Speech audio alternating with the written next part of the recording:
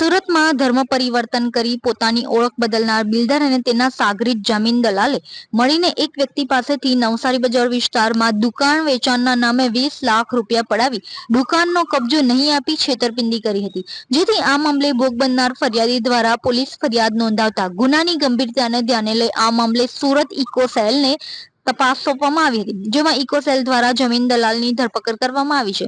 અડાજણ ખાતે રહેતા 53 વર્ષીય નીતિનભાઈ પટેલ કેટરર્સમાં નોકરી કરે છે। વર્ષ 2016માં તેમને ગોપીપુરા વિસ્તારમાં નવી બંધાઈ રહેલી બિલ્ડિંગમાં 2 દુકાનો ખરીદવાનો નિર્ણય કર્યો હતો।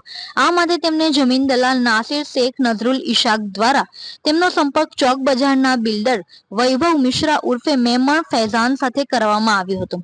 બિલ્ડર વૈભવ મિશ્રાએ ધર્મ પરિવર્તન કરી મહેમદ મોહમ્મદ ફૈઝાન નામ ધારણ કર્યું હોવાનું પોલીસ તપાસમાં સામે આવ્યું હતું। બિલ્ડર ફૈઝાન ઉર્ફે વૈભવ સાથે નીતિનભાઈ પટેલે 2 દુકાનોનો સોદો રૂપિયા 33 લાખમાં નક્કી કર્યો હતો।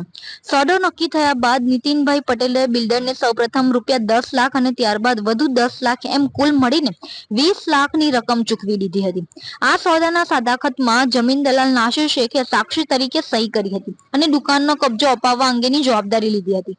જો કે બિલ્ડિંગનું બાંધકામ પૂર્ણ થઈ ગયા બાદ પણ બિલ્ડર ફૈઝાન ઉર્ફે વૈભવે નીતિનભાઈને દુકાનનો કબજો આપ્યો ન હતો અને આ અંગે આનાકાની કરતો હતો।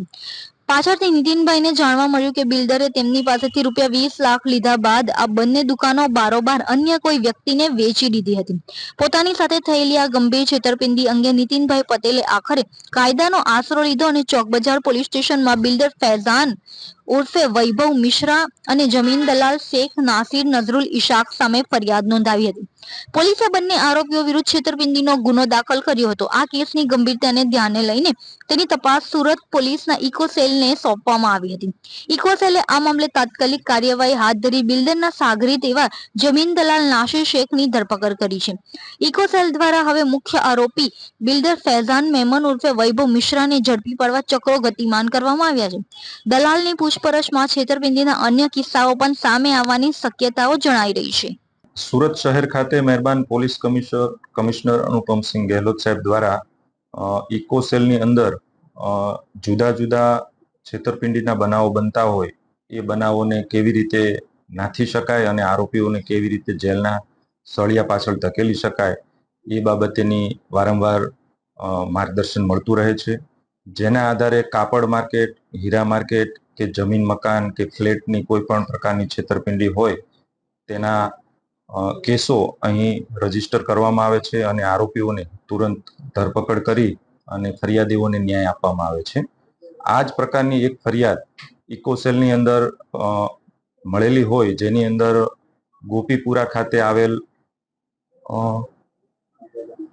ખાજાદાના દરગાહની નજીક મહિદા રેસિડેન્સી કરીને છે, એની અંદર દુકાનોનો સોદો ફરિયાદીશ્રીએ કરેલ, જેની અંદર દલાલ અને બિલ્ડર આ બંને તેમની સાથે છેતરપિંડી કરેલ અને 20 લાખ રૂપિયા જેવી રકમ પડાવી લીધેલ હોય અને દુકાનોનો દસ્તાવેજ પોતાને કરી દેવાને બદલે અન્ય કોઈ એક વ્યક્તિ જે છે મોહમ્મદ ઉસ્માન મેમણ એમને કરી દીધેલ હોય, જેની અંદર હાલ દલાલ તરીકે નાસિર શેખ નાઓ છે તેમની ધરપકડ કરવામાં આવેલી છે અને બિલ્ડર વૈભવ ઉર્ફે રોહિત રાકેશભાઈ મિશ્રા કે જેમણે હાલમાં ધર્મ પરિવર્તન કરી અને પોતાનું નામ મેમણ મોહમ્મદ ફૈઝાન રાકેશભાઈ મિશ્રા ધારણ કરેલ છે, તેમની ધરપકડ બાકી છે।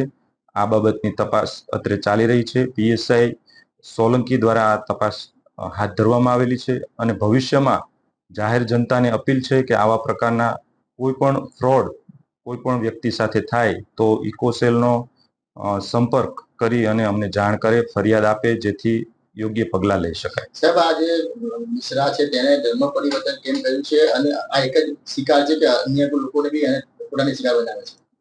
ધર્મ પરિવર્તન કરવા બાબતેની તપાસ જ્યારે એમની ધરપકડ કરવામાં આવે ત્યારબાદ તપાસની અંદર કંઈ પણ જાણવા મળશે તો આપ મિત્રોને જાણ કરવામાં આવશે અને અન્ય કોઈ આ પ્રકારના ફરિયાદી હાલ સુધી મળી આવેલ નથી।